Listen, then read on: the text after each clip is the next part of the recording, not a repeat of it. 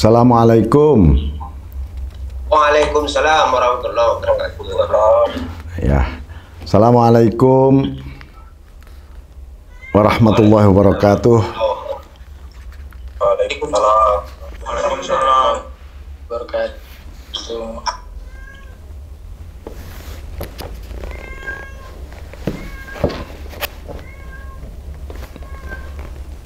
Silahkan Yai, dimulai saja. Sekarang waktunya panjenenganipun.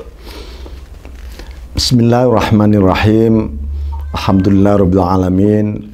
Allahumma shalli ala sayyidina Muhammadin abdika wa nabiyyika wa rasulika nabil ummi wa ala alihi wa sahbihi wa sallim tasliman biqadri 'azamati dzatika fi kulli waqtin wa hin, amma ba'd.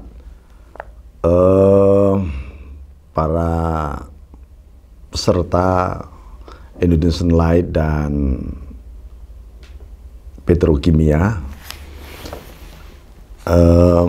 alhamdulillah pada pagi hari ini saya bisa silaturahim dengan Bapak dan saudara-saudara sekalian. Ini satu topik yang cukup menarik untuk kita angkat dari perspektif spiritual, dari perspektif kalau di dalam agama Islam disebut dalam perspektif sufistik. Jadi agar apa sebuah gerak lahiriah yang kita lakukan sehari-hari ini benar-benar disertai roh atau spirit terdalam, sehingga hidup kita ini tidak sia-sia. Hidup kita memang benar-benar memaujudkan atau memanifestasikan anugerah Allah yang sebenarnya sudah mendahului seluruh proses-proses kinerja kita. Bukan sebaliknya, bahwa anugerah Allah itu, fadl rahmatnya itu datang setelah manusia berusaha, manusia bekerja, dan seterusnya. Tapi di sini saya ingin menyampaikan, membuka satu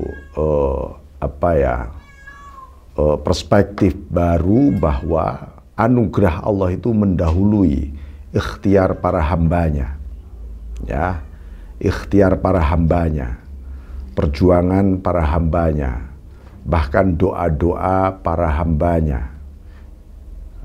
Bukan sebaliknya, semua itu diakibatkan oleh doa, semua itu diakibatkan oleh usaha, semua itu diakibatkan oleh ikhtiar kita selama ini, bukan. Nah, bagaimana ini memadukan agar diri kita ini mengalami rasa yakin seperti itu. Nah, ini perlu kita tanamkan betul, agar apa? Nanti produk dari aktivitas kerja kita benar-benar sebagai wujud syukur kita kepada Allah, wujud cinta kita kepada Allah. Bukan sebagai sesuatu yang kita tagih kepada Tuhan, lalu nanti berakhir malah kita menjadikan curiga kepada Tuhan. Ujung-ujungnya kita suudzon, bersangka buruk kepada Tuhan. Nah, ini sangat berbahaya bagi kelangsungan cara pandang hidup kita ke depan. Dan itu kalau kita biarkan akan mewariskan satu bentuk kegelapan yang menyesatkan hidup kita, dan nanti pengaruhnya sangat buruk terhadap situasi, organisasi, bahkan kehidupan sosial kita. Nah, ini yang ingin saya sampaikan. Saya ngambil hal yang paling spesifik, ya. Jadi mari pertama kali ketika kita membangun cara pandang hidup kerja kita ini, satu sebagai wujud syukur. Itu. Jadi bukan mencari nikmat, bukan. Ya, bukan mencari nikmat. Kita ini menjalani hidup ini melalui satu jalan, metode, bahkan langkah-langkah yang pernah ditempuh oleh para nabi, para rasul, para aulia, para ulamanya Allah, orang-orang saleh. Ya, itulah Allah Subhanahu wa taala. Misalnya di dalam suratul Fatihah yang kita hafal semua, itu menyebutkan ketika kita berdoa bermunajat, ya, ihdinas shiratal mustaqim, ya Allah, tunjukkanlah kami ke jalan yang lurus. Allah tidak mengarahkan kita tentang definisi baik secara epistemologis maupun secara terminologis mengenai Shiratal Mustaqim. Tapi Allah langsung membukakan satu bentuk perilaku, yaitu apa? Shiratal ladzina an'amta alaihim, yaitu jalannya orang-orang yang engkau beri nikmat. Nah, ini. Jadi, apakah Shiratal Mustaqim? Jalannya orang-orang yang engkau beri nikmat. Bukan Shiratal Mustaqim ialah, adalah, dan seterusnya, bukan. Allah langsung membukakan, jalan yang pernah ditempuh oleh orang-orang yang engkau beri nikmat. Jadi, semua orang hidup di dunia ini, yang terbayang, yang bisa menimbulkan dan membangkitkan satu aktivitas adalah sebuah harapan. Sedangkan puncak harapan itu adalah nikmat. Nah, sekarang apa puncak nikmat? Ternyata puncak nikmat itu adalah jalan yang disebut Shiratal Mustaqim tadi. Sepanjang hidup kita berada dalam alur jalannya para nabi, para rasul, para aulia, para asfiya, para ulama, para ulama-ulamanya Allah, ya, bukan ulama label, ya, ulamanya Allah ini, dan orang-orang soleh. Maka sebenarnya kita sedang mengarungi satu lautan nikmat yang luar biasa dari Allah. Nah, nikmat ini seringkali menjadi sesuatu yang diimpikan oleh semua makhluk. Ternyata yang disebut nikmat itu ini toh. Nah, selama ini mungkin karena pengaruh materialisme, hedonisme, maka yang disebut nikmat ya nikmat materialistik, nikmat hedonistik, bahkan lebih jauh dari itu ada sesuatu yang gelap, yaitu nikmat menindas orang misalnya, nikmat menzolimi orang.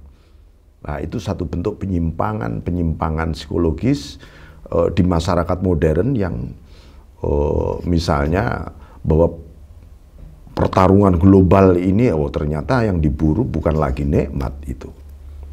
Yang diburu adalah pemuasan diri. Nggak taunya yang disebut pemuasan diri nggak lebih dari pemuasan atas kebinatangan diri, kebuasan diri, yang itu yang pernah diramalkan oleh para malaikat. Ini nanti akan menghancurkan bumi, menumpahkan darah, dan seterusnya. Dan itu terjadi betul. Ini mengenaskan, jangan sampai kita menjadi lahir dalam satu generasi dengan satu kepribadian yang justru diciptakan, dihadirkan oleh Tuhan di muka bumi untuk menghancurkan, untuk menumpahkan darah, untuk membangun satu konflik. Nah, ini yang sangat. Oleh karena itu saya hanya ingin menyampaikan dataran-dataran paling fundamental untuk membangun bagaimana syukur kita ini termaujud. Ya, kenapa kita mendahulukan syukur? Pertama karena kita ini sudah harus yakin kepada Allah. Satu, bahwa nikmat Allah itu nggak terhingga. Termasuk ketika Anda sedang menderita, ketika Anda sedang sangat terjepit, atau sangat kena pressure apa yang sangat-sangat, itu nikmat Allah tidak akan bisa Anda hitung kepada Anda. Karena itu tidak waktunya lagi, bukan zamannya lagi, kita ini mengeluh sebenarnya. Kita ini mengeluh, itu bukan sebuah zaman hari ini.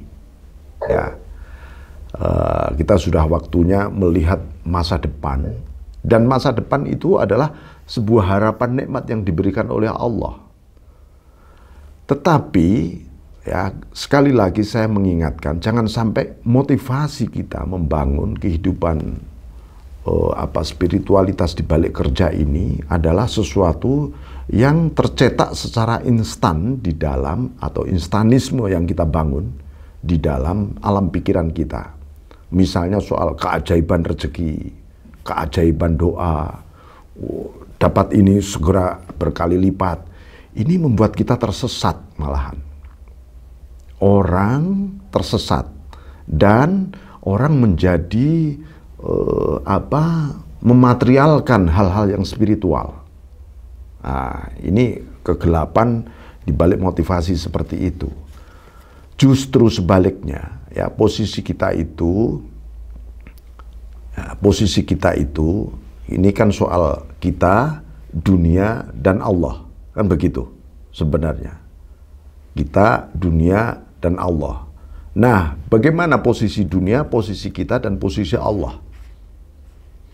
Allah adalah sesuatu yang harus ada di hadapan kita, tidak boleh terhalang oleh apapun, termasuk terhalang oleh dunia, termasuk oleh alam pikiran, bahkan pengetahuan, bahkan prestasi-prestasi kita. Seluruh aspek dunia itu harus kita letakkan di belakang kita agar bisa mendorong kita terus-menerus meningkatkan derajat spiritual kita kepada Tuhan. Bukan sebaliknya.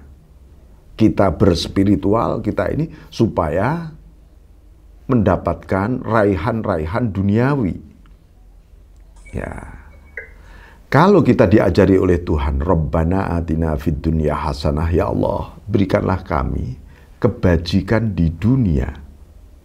Kebajikan di dunia itu apa? Bukan materialisme, bukan fasilitas, bukan yang lain-lain, bukan. Bukan pemenuhan hasrat, bukan. Kebajikan di dunia itu adalah seluruh kehidupanku di dunia ini full kebajikan. Kebajikannya kerja apa? Kebajikannya ibadah apa? Kebajikannya makan dan minum apa? Kebajikannya sandang, pangan, papan apa? Kan itu. Nah, tanpa demikian, maka sebenarnya kita sedang terpuruk dalam satu sampah, tumpukan sampah, ya, yang kita kira itu istana. Ya, nggak taunya bungkusnya saja yang kelihatan istana, dalamnya sungguh sangat membusuk dan mengerikan. Dan itu kita akan menyesal, bahkan akan disesali oleh anak cucu kita nanti. Nah, oke. Jadi itu. Kemudian berikutnya ada 8. Ini 8 hal, ya, 8 hal yang sebenarnya ada di balik seluruh proses kehidupan kita, khususnya ketika kita membangun diri kita. Tentu yang kita bangun adalah sesuatu yang sangat harus dicintai oleh Allah, bukan hanya dicintai oleh nafsu kita kemudian. Kalau yang dicintai oleh selera kita, belum tentu itu dicintai oleh Allah. Maka pertama kali Allah dengan segala cintanya, karena Allah itu menciptakan makhluk alam semesta, manusia, dan semuanya itu karena cintanya. Nah, inilah yang pertama kali harus kita songsong, sehingga kita benar-benar bersyukur. Nah, terutama kita bersyukur Allah mentakdirkan kita jadi manusia, bukan jadi misalnya yang lain. Gitu.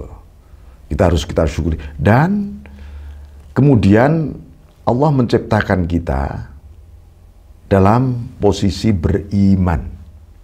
Itu yang harus kita syukuri betul. Itu. Karena orang-orang yang tidak beriman tentu dia terlempar dari cintanya Allah.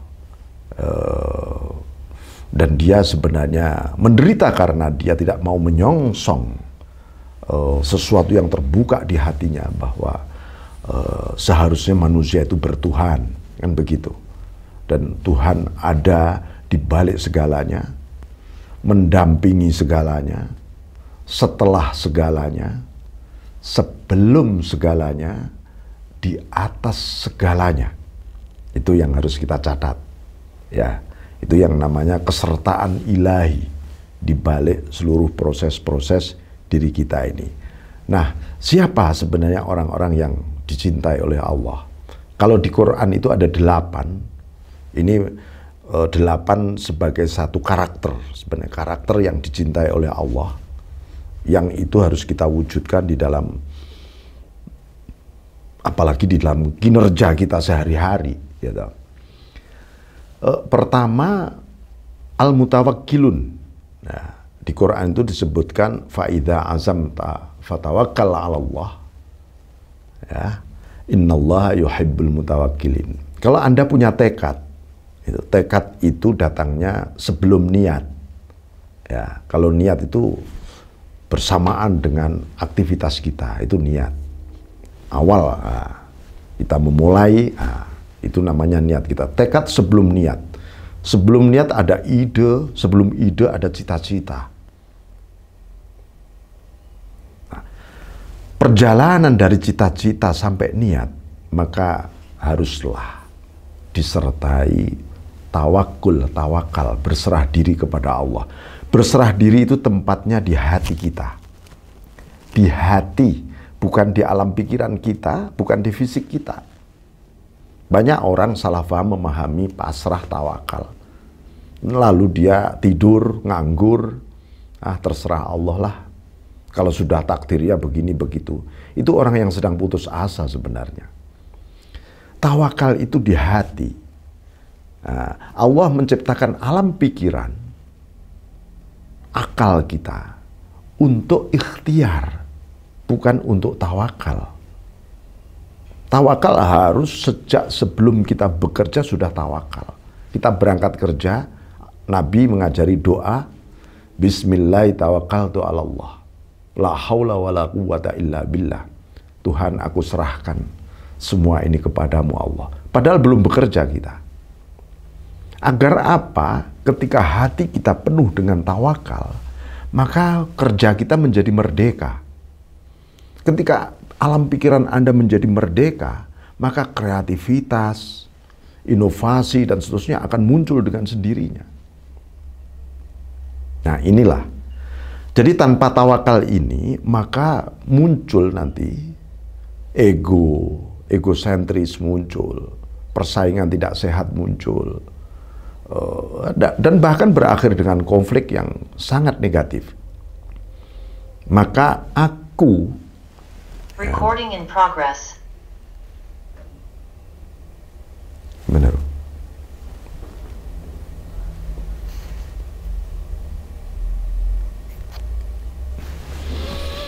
Maka dengan tawakal ini menyandarkan semuanya kepada Allah, keakuan itu akan tereliminir. Karena keakuan itu adalah hambatan besar bagi sukses spiritual. Misalnya, aku bisa, aku mampu, aku hebat, aku dahsyat, aku kuat. Mungkin secara instan itu akan muncul kekuatan-kekuatan itu. Tapi kekuatan tanpa Tuhan, tanpa disertai cahaya Tuhan, ini sangat berbahaya. Dan berakhir apa yang diprediksi malaikat, ya, menghancurkan bumi dan perang, saling bunuh-bunuhan dan seterusnya. Nah, ini perlunya berserah diri, karena Allah mencintai orang-orang berserah diri, hatinya, ya, hatinya. Yang kedua, innallaha yuhibbut tawwabin wa yuhibbul mutatahhirin. Allah mencintai orang-orang yang bertaubat dan menyucikan hati. Coba ya,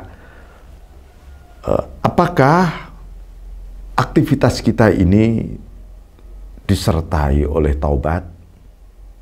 Artinya begini, kita mau beraktivitas, awalilah segalanya dengan baca doa, basmalah, lalu beristighfar dulu.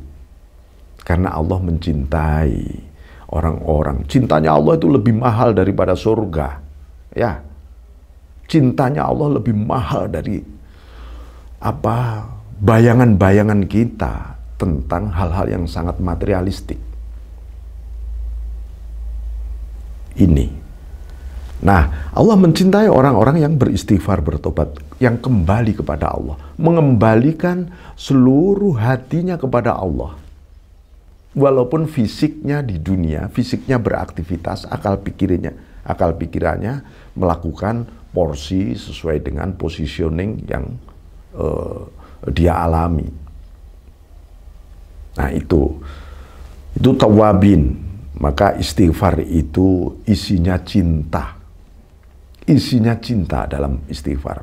Kita harus rajin beristighfar. Bahkan saya sering menyampaikan, Anda berangkat dari rumah ke kantor, mungkin ada setengah jam atau 1 jam. Istighfar saja sepanjang jalan. Itu cintanya Allah melimpah sepanjang jalan itu juga. Dan barokah namanya. Akan tumbuh barokah di kantor Anda, di tempat Anda bekerja, di lapangan, dan seterusnya. Yang kedua, mutatahirin, yang menyucikan hati. Menyucikan hati. Menyucikan hati itu, hati disucikan dari sifat-sifat yang tercela. Misalnya bangga diri, sombong, takjub diri, atau mungkin yang lain seperti iri, dengki, atau sifat-sifat yang tercela lainnya. Itu harus dibersihkan betul dari hati kita.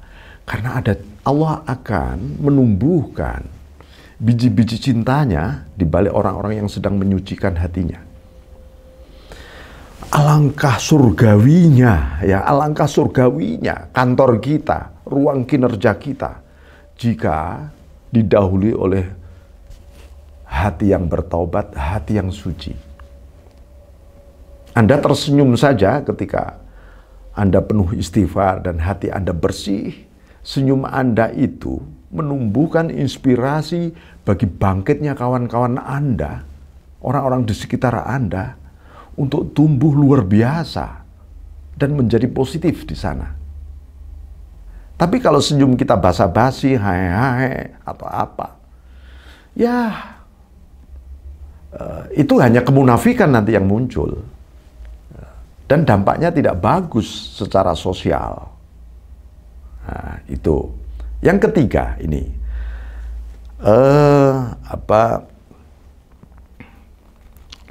Allah mencintai orang-orang al-muqsitin. Al-muqsitin ini orang-orang yang berbuat adil dan proporsional. Muqsitin ini adil, proporsional. Jadi kalau kita adil itu misalnya, ya, orang ini tidak suka minum kopi, kita kasih teh, memang dia senangnya teh, ya itu berarti adil. Dan proporsional takarannya. Proporsional, tidak berlebih. Karena Allah sangat tidak suka dengan hal-hal yang berlebih. Hal-hal yang lebih.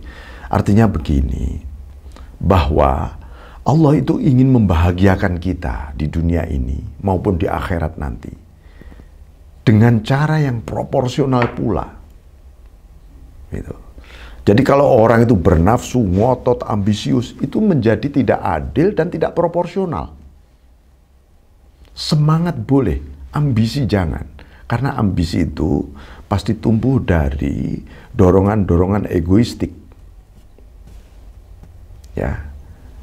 Nanti kehilangan berkah, ya, barokah itu. Barokah itu kalau rizki itu barokah, itu tumbuhnya bagi pertumbuhan jiwa keluarga kita, anak-anak kita juga luar biasa. Banyak tapi nggak berkah. Waduh, coba anak cucu kita kayak apa bentuknya yang makan dari rizki yang tidak berkah. Nah itu.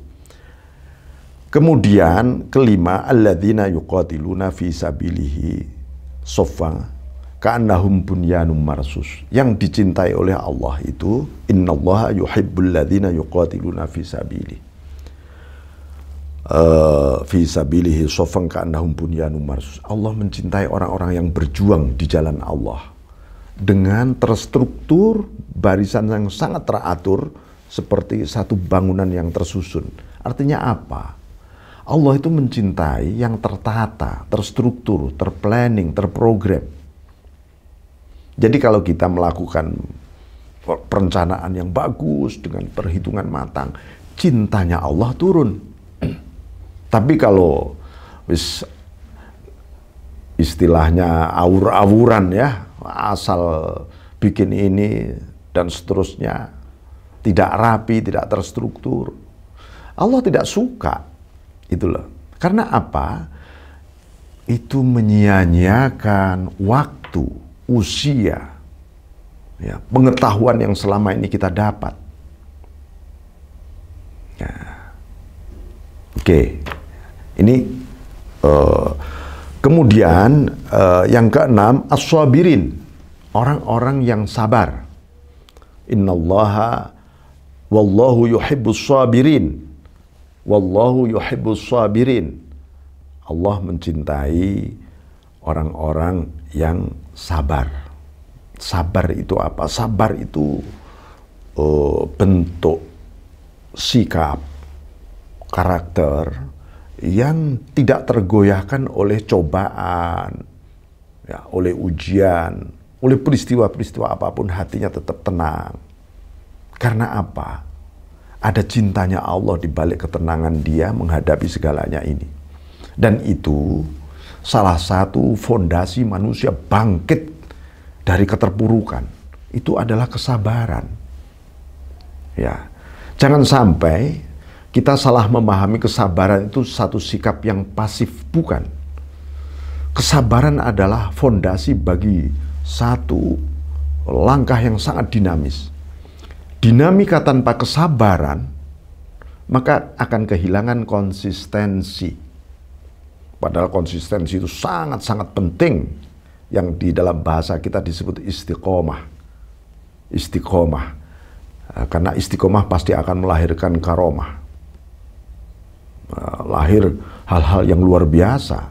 Dan itu ada di balik kesabaran fondasinya. Ya.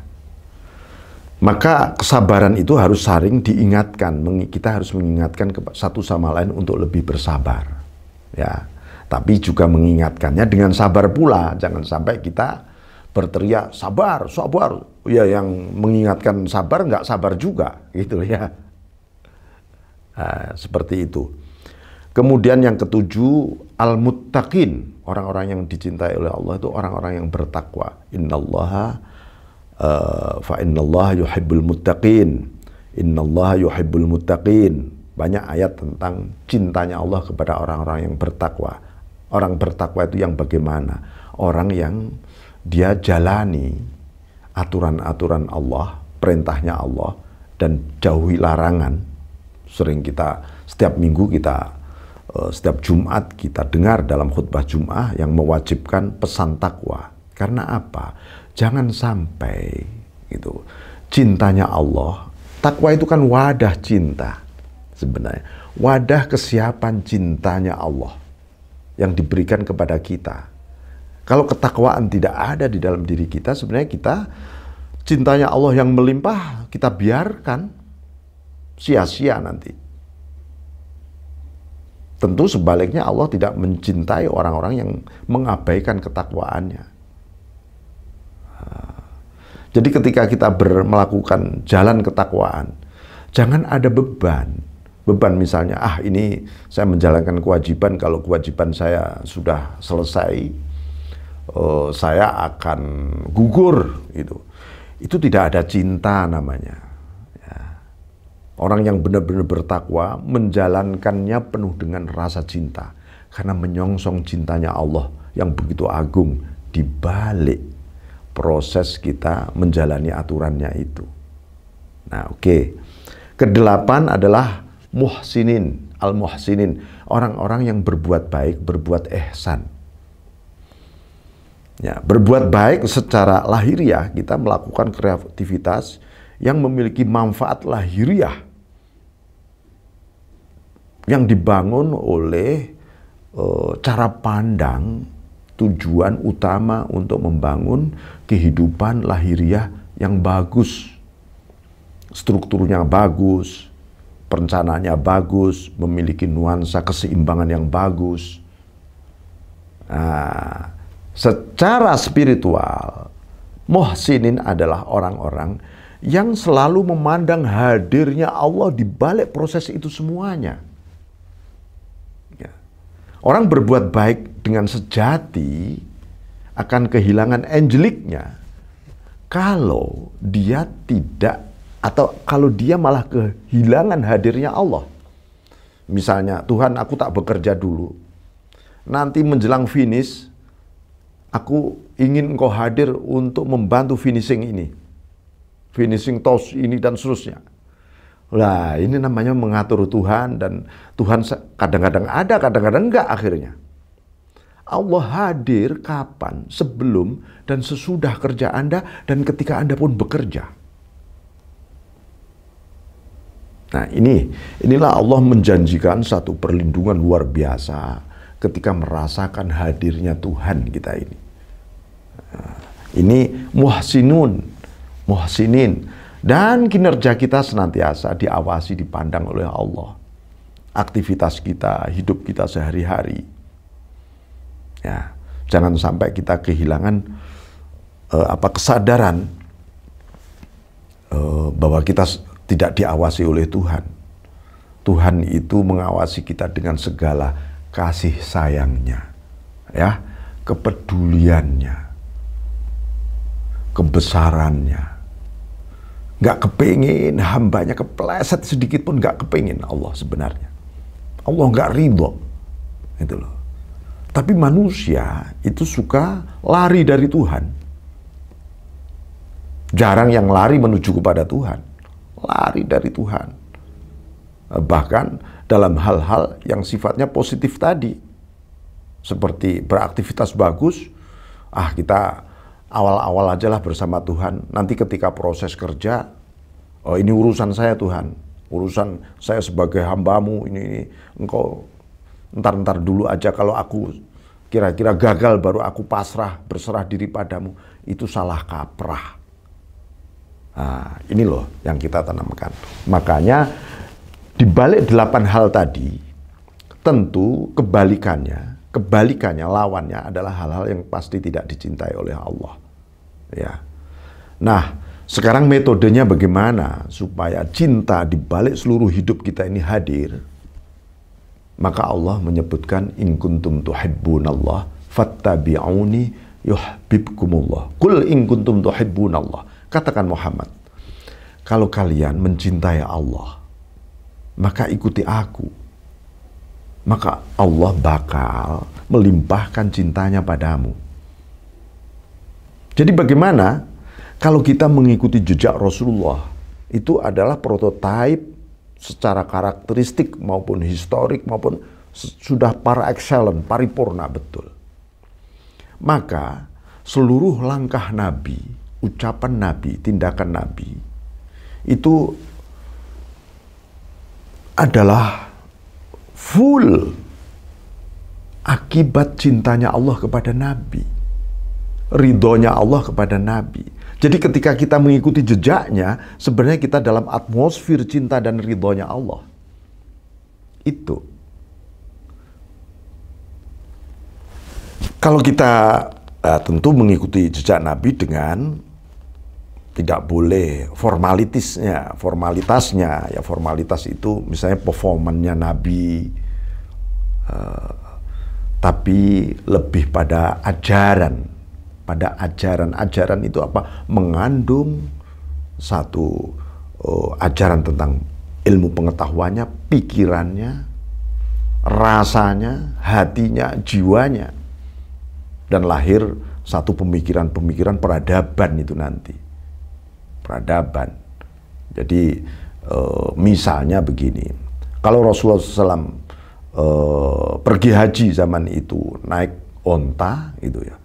Kalau formalitasnya ya kendaraannya onta atau kuda ketika itu.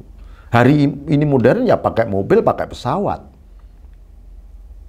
Ya, itu cara kita memahami spirit terdalam di balik ajaran, bukan formalitas ajarannya. Nabi tidak ingin umatnya jadi mundur kemudian. Umatnya harus terdepan, khairul ummah. Ya, harus terdepan. Karena itu kalau perlu misalnya, oke, manajemen apa yang 3 kali lipat lebih hebat daripada manajemen paling maju saat ini. Gitu.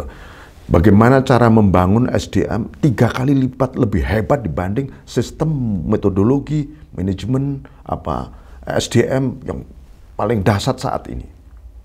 Itu yang mestinya kalau kita kepengen ada di garis depan. Gitu.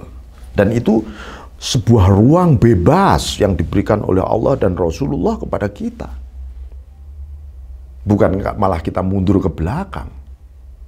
Nah, itu saya kira demikian sebagai penghantar mengenai nilai-nilai ya yang harus kita bangun sebagai karakteristik, khususnya ketika kita membangun diri, itu berefek kepada membangun kerja, kemudian mengekspresikan, karena itu semua adalah bagian tak lepas dari cahaya nur yang melimpah dari Tuhan, dari Allah kepada kita, lalu terolah oleh hati kita, diputuskan oleh hati kita, kemudian terekspresi menjadi kinerja rasional, secara terprogram, terencana dengan baik, tapi diawali oleh nur tadi, cahaya tadi. Saya kira demikian. Assalamualaikum warahmatullahi wabarakatuh. Waalaikumsalam warahmatullahi wabarakatuh. Terima kasih Dr. Kiai Haji Muhammad Lukman Hakim. Rasa-rasanya sahabat-sahabatku semua dari Petrokimia Gresik mendengarkan apa yang disampaikan beliau ini persis seperti mendengarkan suara langit. Jadi banyak curahan-curahan kalimah yang memang jujur ini mungkin tidak mudah ya bagi kita ini yang agak awam, tetapi saya yakin dengan niat ikhlas mendengarkan dengan hati, teman-teman akan memahami dan nantinya dapat menjadi cahaya juga, kemudian masuk ke kalbu kita, kemudian kita keluarkan dalam pikiran kita, kemudian menjadi aktivitas kerja kita sehari-hari, dan bahkan nanti akan membuat kita berkinerja sangat-sangat dahsyat dan superior. Tadi banyak sekali disampaikan oleh beliau ya, value-value apa yang ternyata menjadi rahasia, khususnya kita ya, umat Islam ini dapat berkinerja luhur dan luar biasa itu tidak jauh-jauh dari apa yang menjadi pedoman hidup kita. Jadi sudah lengkap sebetulnya value-value agar kita ini selalu membuka ya sebetulnya ya. Cakrawala ilahiyah kita buka terus, bahkan menjadi inspirasi kita sehari-hari. Nah, untuk itu kami buka semacam ini ya, dialogis dengan beliau, rekan-rekan, ini kesempatan yang sangat-sangat berharga pagi hari ini. Masih ada waktu 15 menit. Saya buka sesi pertanyaan untuk berinteraksi dengan beliau, rekan-rekan semua. Apapun dapat ditanyakan terkait dengan materi yang beliau sampaikan. Banyak sekali tadi, khususnya bagaimana, misalnya ya, bagaimana kalau ingin mendapatkan anugerah, kalau memang anugerah itu adalah awal dari segalanya, misalnya seperti itu. Bagaimana mendapatkan cahaya kalau cahaya itu adalah landasan awal orang berkinerja superior.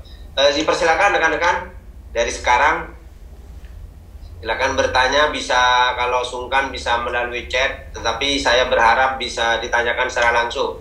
Silakan.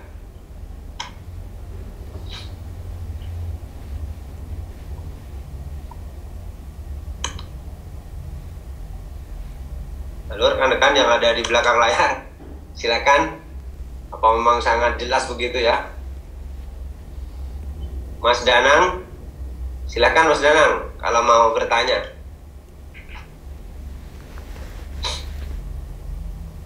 Sini ada Mas Sainul Abidin, ada Mas Sofyan, silakan. Ada waktu 15 menit. dari hantaran beliau ini banyak sekali rekan-rekan pertanyaan yang muncul sebetulnya, karena ini terus terang wacana baru yang menjadi landasan kita bekerja. Karena selama ini kita bekerja ini terus terang mencari makan sebetulnya. Terus terang sangat materialistik kita ini. Jadi kalau bahasa beliau itu, kita itu bagaikan hidup di kerajaan, tapi kerajaan sampah gitu. Sungguh mengerikan dan menjijikkan. Dan itu tidak boleh kita bawa terus sampai kita mati. Jadi mulai hari ini ya kita harus 180 derajat merubah, mencari kebajikan. Jadi tidak mencari harta, bahkan jabatan sekalipun itu tidak. Tapi yang kita cari itu adalah kebajikan. Nah, silakan teman-teman. Mas Irfan, silakan Mas Irfan.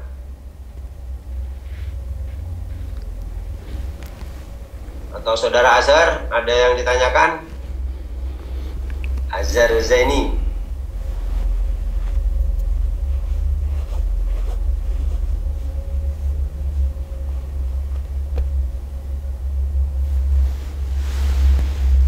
Tidak ada ini. Tidak ada yang bertanya. Masih mungkin terpesona ini kayaknya. Bukan, masih jadi aliran kebatinan ini. Ya, jadi saya ini memahami sebetulnya mereka itu seperti apa ya, mengikuti alunan bicaranya jenenganipun, kemudian ya sudah memahami gitu, sehingga ya sudah nggak bertanya lagi. Tapi begitu pulang dari ruangan ini, itu nanti di rumahnya itu 1000 pertanyaan pasti muncul. Dan itu banyak dialami oleh orang-orang sebetulnya. Ketika bertemu begini ini kan cahayanya sudah ada sebetulnya, tetapi nanti gelap lagi ketika sudah beraktivitas dengan kehidupan duniawi ini. Saudara Azhar, ada yang mau dipertanyakan? Ibu Yunar? Silakan Bu. Ini siapa ya tadi yang muncul nih ya? Mas Trio, tanya Mas Trio, silakan. Pak Trio Budi, monggo tanya apa aja. Terima kasih Pak. Ya, silakan. Sebenarnya saya juga bingung mau nanya apa ini. Gak apa-apa, apapun wes. Kadang sensitif juga gitu. Kalau Assalamualaikum Pak Yai, Pak Lukman. Waalaikumsalam warahmatullahi. Oke, karena saya berada di Departemen K3, Keselamatan dan Kesehatan Kerja Pak Lukman. Jadi di tempat saya itu kadang ada beberapa yang beririsan dengan kalau membahasakannya itu aturan-aturan beragama dengan yang baik, namun yang sifatnya sunnatullah, yang sifatnya sunnah, namun dianggap wajib ya saya takut salah ngomong. Dianggap bahwa pergeserannya bahwa ini harus dilakukan, padahal katakanlah sunnatullah seperti itu. Nah, ini kadang berbenturan dengan aturan-aturan yang ada di tempat saya, khususnya untuk terkait keselamatan. Yang contohnya seperti ini Pak Yai, semacam jenggot ya. Ini kalau di kami ada namanya Pajero, pasukan jenggot, runya Petro apa ya. Nah, kalau di kami di K3 tidak ada larangan sebenarnya untuk terkait hal seperti ini. Jadi ini masuk juga ke aspek performa ya. Sebenarnya tidak ada larangan terkait seperti ini. Namun tadi saya juga mengutip apa yang disampaikan Pak Yai, apapun yang berlebihan itu Allah tidak suka, kan seperti itu gitu. Termasuk dalam case jenggot ini seperti itu. Nah, di kami di aspek keselamatan monggo tidak ada masalah sebenarnya terkait jenggot ini. Namun seyogianya sudah harus tahu bahwa sampai di level manakah jenggot ini jadinya membahayakan ketika bekerja di pabrik. Kan seperti itu ya Pak Yai ya. Jadi ketika melakukan sunnatullah ini boleh, tapi pada level di mana dalam kasus ini, di mana jenggot itu terlalu panjang, malah akan jadi berpotensi menyelakakan diri, yang mana itu levelnya lebih tinggi daripada melaksanakan sunnatullah, menjaga keselamatan diri sendiri dan keselamatan orang lain tentunya, seperti itu. Nah, dalam konteks yang lebih luas, ini saya melihat sudah mulai banyak pergeseran bahwa sunnatullah ini dianggap sudah mulai wajib ya Pak Yai. Dan ini di beberapa aspek-aspek performa perusahaan ya, ini sudah kalau saya terkait aspek keselamatan sudah agak-agak gimana ya, kalau kita ngomong hal-hal yang sensitif terkait ini kan nanti dianggapnya tidak mensupport, padahal perspektif kami adalah perspektif keselamatan orangnya sendiri seperti itu. Nah, cuma kadang saya juga di counter juga nih Pak Yai, Mas, kalau saya cilaka di pabrik, karena saya kebetulan keselamatan gitu, K3 ya, keselamatan pabrik. Saya kalau cilaka di pabrik, saya malah senang karena mati syahid Mas, karena dalam bekerja beribadah. Wah, ya nggak seperti itu juga cara memandangnya gitu. Jadi gimana ya, saya sering ditemperkan dengan hal seperti itu Pak Yai. Jadi saya sendiri juga bukan orang yang baik ya, saya ya biasa saja, cuma begitu ditemper seperti itu, jadi kayak seolah-olah saya jadi orang yang jahat, menghalangi mereka untuk beribadah melaksanakan sunatullah. Padahal sepengetahuan saya ya yang fardu ainnya yang mana, yaitu kan yang terlebih dahulu ya. Nah sekarang kalau kita ngomong fardu ain, hari itu sebenarnya ada satu yang paling penting, itu adalah menjaga kita tetap hidup seperti itu Pak ya. Baru setelah itu melaksanakan sunatullah. Tapi bagaimana nggih? Saya sebenarnya mengalami kesulitan untuk overlapping di bidang itu. Ya, terima kasih. Mulai menjamur ya. Di media sosial itu jadi dijadikan referensi seperti itu. Oke, baik. Ya, mungkin kira-kira seperti itu Pak. Ya, saya mohon maaf apabila salah kata nggih. Baik. Terima kasih. Terima kasih. Pertama ingin saya luruskan, istilah sunatullah dengan ibadah sunnah itu berbeda. Ya. Atau ibadah yang hukumnya sunnah. Nah, kalau ibadah yang hukumnya sunnah itu biasanya vis-a-vis dengan makruh, misalnya berlawanan dengan makruh. Kalau wajib lawannya haram, kan gitu. Nah, itu namanya ibadah yang hukumnya sunnah. Tapi berbeda dengan sunatullah. Sunatullah itu sebuah aturan, kayak misalnya matahari selalu beredar pada orbitnya, itu namanya sunatullah. Bulan, bintang, itu namanya sunatullah. Api ini kok panas, itu sunatullah. Nah, itu bedanya. Itu bukan sunat. Jadi sunatullah bukan ibadah sunnah. Tapi saya mengerti apa yang dikatakan oleh Mas Trio tadi, bahwa contoh kasus dalam hal berjanggut atau berjenggot itu ya, itu Rasulullah SAW itu sebagai prototipe yang lahir di lingkungan, kebetulan lahir di lingkungan orang Arab yang laki-laki hampir semuanya tumbuh jenggot di sana. Nah itu loh, bahkan mungkin orang Eropa juga demikian, tapi untuk orang Asia kan tidak semua bisa tumbuh jenggot. Itu artinya apa? Rasulullah mengajarkan soal estetika seni, ya, seni, art di dalam performa. Tetapi Rasulullah, karena di sana lingkungannya orang laki-laki mayoritas berjenggot semua, tapi Rasulullah mencontohkan berjenggot yang baik itu begini, itu. Contohnya beliau ketika berjenggot tidak lebih dari sekepal ya segini, pokoknya tidak sampai panjang, tidak. Nah, itu artinya apa? Karena Allah tidak suka yang berlebihan tadi. Dan sekepal itu bagi orang Arab itu, oh ya, itu pas, proporsional, pantes namanya, pantes. Nah, pantesnya orang Asia mungkin kalau berjenggot malah nggak pantes, bisa saja.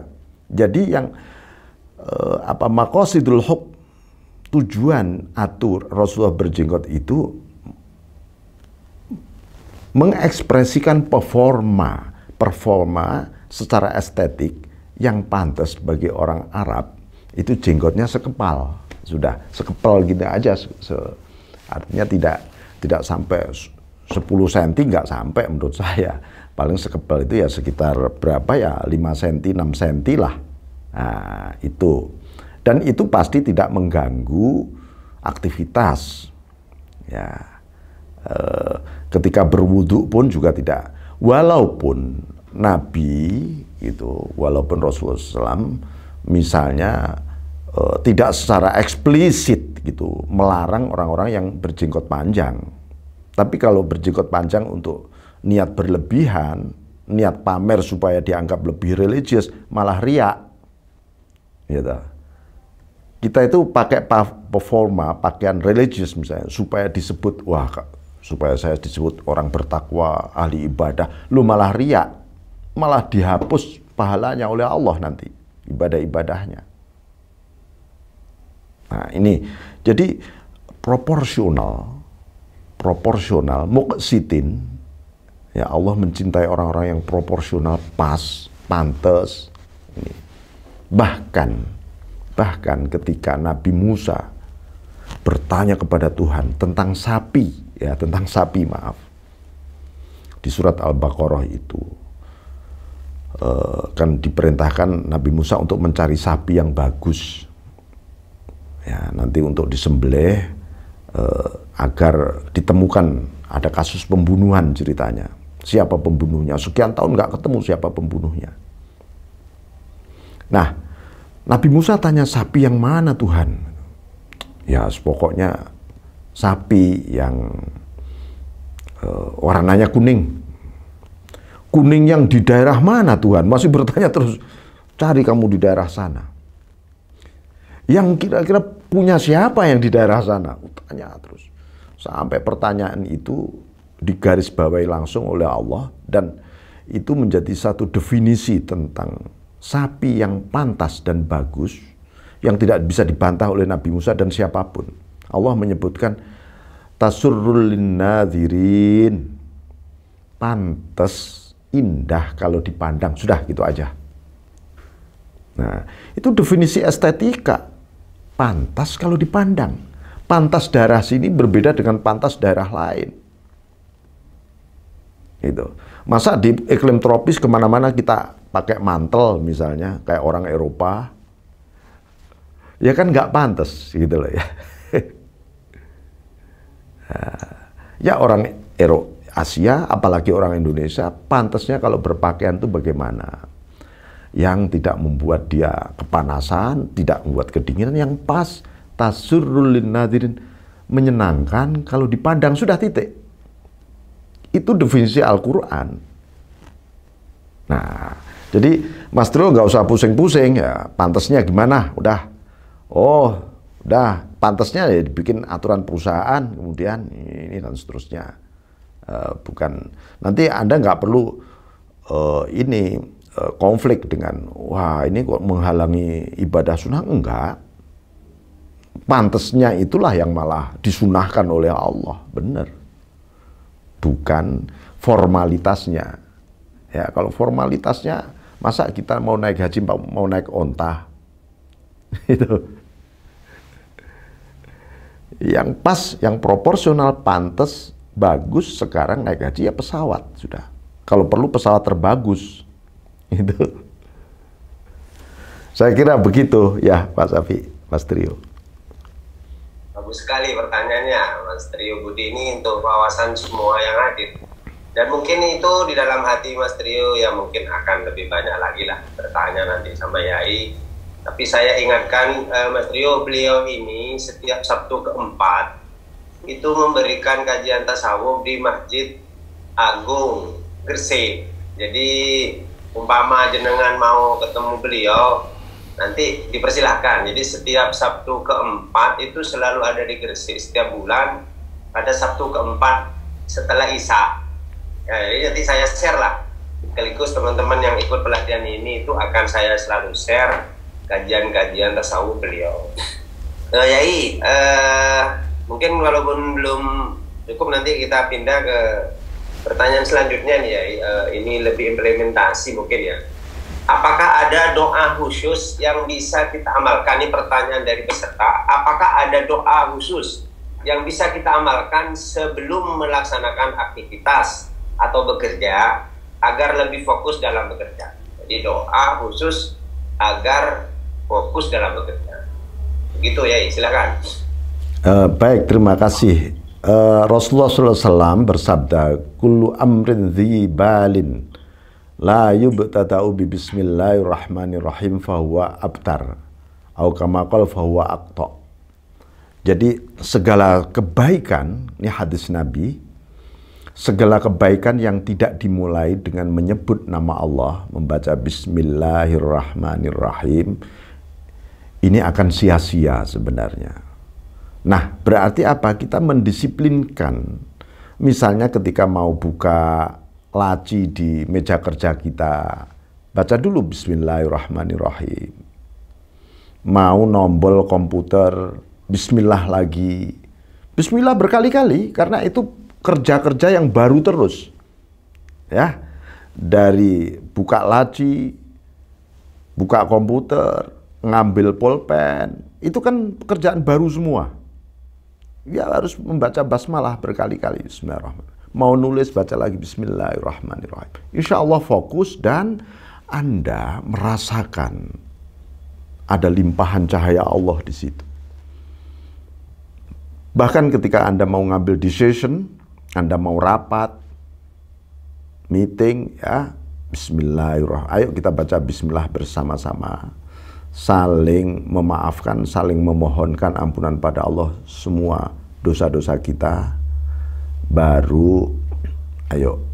Jadi saya seringkali mengutip satu ayat, ya, fabima rahmatin minallahi lintalahum. Maka dasar kasih sayang dari Allah, hatimu akan lemah lembut kepada siapa saja. Ya kepada bawahan, kepada yang Anda pimpin dan seterusnya. Bahkan juga kepada atasan. Walau kunta fadhdhan ghalidhal qalbi lam faddu min haulik. Kalau kamu keras kepala dan keras hati, artinya ngototan, pokoknya, wah itu, nggak ada kompromi, ngototan, nggak ada rasionalnya sama sekali. Lam faddu min haulik, mereka akan bubar. Ini Al-Quran, mereka akan bubar, buyar, lari dari sisi Anda. Karena itu, fa'fu anhum, harus memaafkan. Kalau Anda seorang pimpinan, mau undangan rapat nih, misalnya 10 orang, harus satu, kasih sayang harus ditanamkan di hati. Yang kedua, maafkan seluruh dosa-dosa dia kepada Anda. Oh, stafku ini pernah salah pada aku, pernah ini. Hati Anda harus memaafkan dulu. Maafin. Nggak cukup dengan itu. Wastaghfir lahum. Anda baca istighfar. Ya Allah, ampuni juga dosa-dosa orang itu, ya Allah. Atau peserta rapat ini, ampuni dosa-dosanya, ya Allah. Baru wasyawirhum fil amri, mulai rapat. Jadi sebelum rapat, kasih sayang, maafkan, mohonkan ampunan pada Allah dosa-dosa peserta rapat. Insya Allah decision yang diputuskan dalam rapat tadi akan luar biasa, akan ada perspektif yang dibuka oleh Allah, terutama barokah di balik kerja Anda. Nah, fa'idha azamta, setelah rapat kan biasanya punya decision, tekad untuk action. Fatawakal ala Allah, sebelum action tawakal dulu kepada Allah. Azam, tekad, serahkan pada Allah. Nanti bekerjanya, mengerjakannya menjadi ringan. Ringan. Bismillah, bismillah tawakkaltu ala Allah, la haula wala quwata illa billah, begitu. Jadi saya berharap seluruh pekerja di dunia ini, khususnya di Indonesia, itu bekerja dengan hati yang merdeka. Karena hatinya sudah diserahkan kepada Allah. Tidak ada rasa merdeka dibanding hati yang diserahkan kepada Allah. Tinggal pikiran kita yang bekerja, sudah enteng. Oke, saya kira begitu. Ya, terima kasih Yai atas segala ininya. Sharingnya pada pagi hari ini hampir 1 jam telah kita lalui, dan luar biasa semua teman-teman dapat segera kita amalkan, yaitu tadi Bismillahirrahmanirrahim. Jadi bekerja itu sebelumnya bersama Allah, ketika bekerja bersama Allah, setelahnya juga tawakal kepada Allah. Insya Allah superior lah kita. Bukan setelahnya, bukan setelahnya. Sebelum bekerja sudah tawakal pada Allah.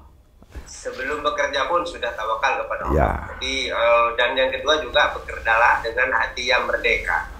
Itu sedikit yang mungkin bisa saya garis bawahi dari apa yang disampaikan beliau. Tidak bisa digaris bawahi semua, terlalu banyak begitu.